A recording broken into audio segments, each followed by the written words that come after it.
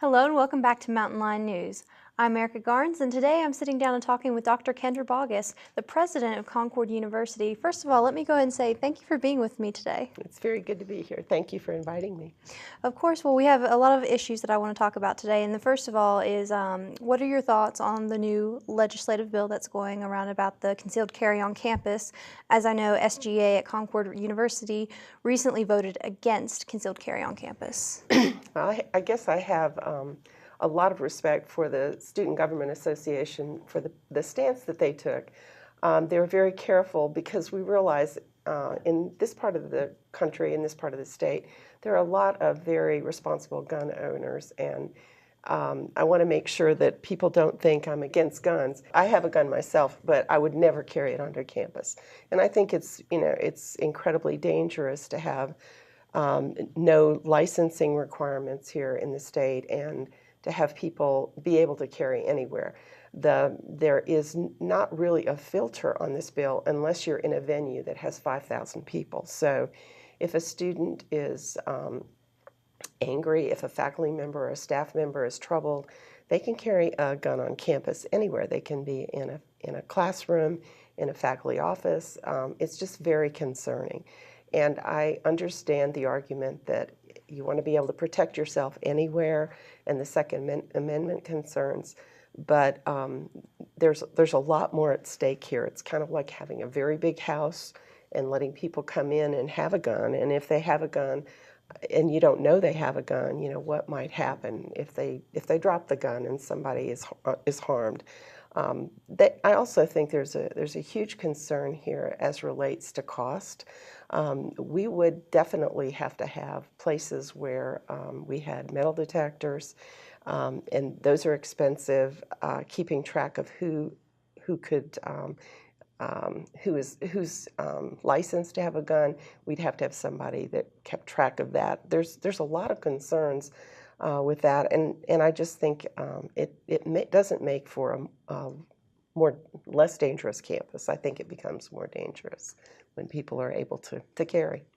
I hear there are two big events coming up, one of them being the President's Ball. Yes, the President's Ball it's a new initiative that, frankly, one of our new people in advancement, a gentleman named Blake Farmer, he was trying to figure out a way that we could help students with scholarships and finding ways to raise more funds. We already have dinners in Roanoke and Beckley and Charleston almost annually, and so he wondered why it was that we didn't have anything in this area.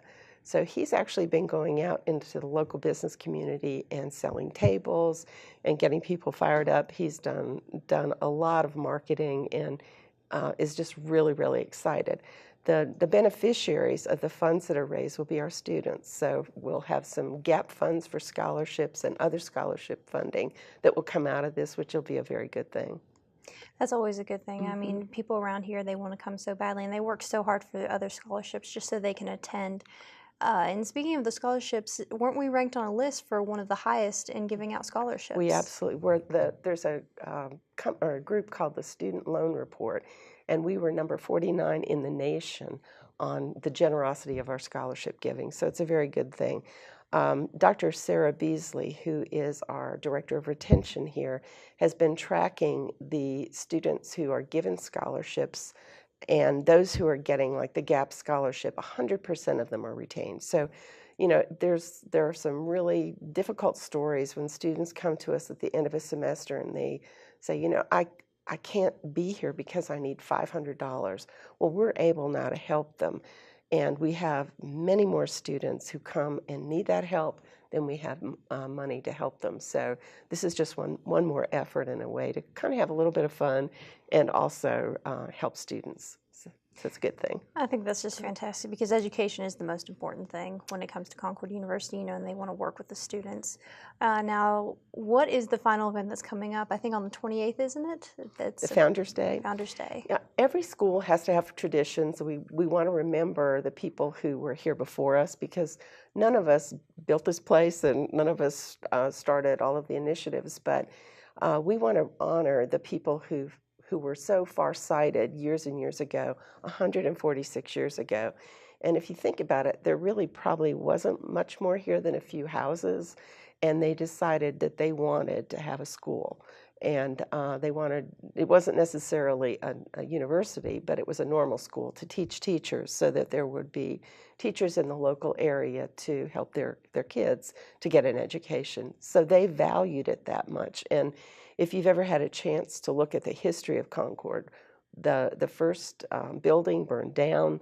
They didn't have heat in the building. They had to go outside to use the rest of the facilities. And I mean, it's a story about people coming back and rebuilding again and again. And so we want to always remember that there's a reason that we're here. And to me, that's a very noble reason from the very beginning that we are here to serve students in Southern West Virginia.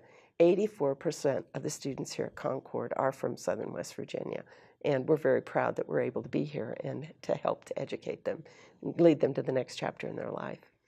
I hope so. You know, it's that resilience and that you just want to keep going. And I think that's one of my favorite things about West Virginia and the people who come here is they just have that spirit in them. But thank you again for sitting down and talking with me, and I really enjoyed our conversations. And so now we're going to turn it back to Kiana Johnson for Campus Connection.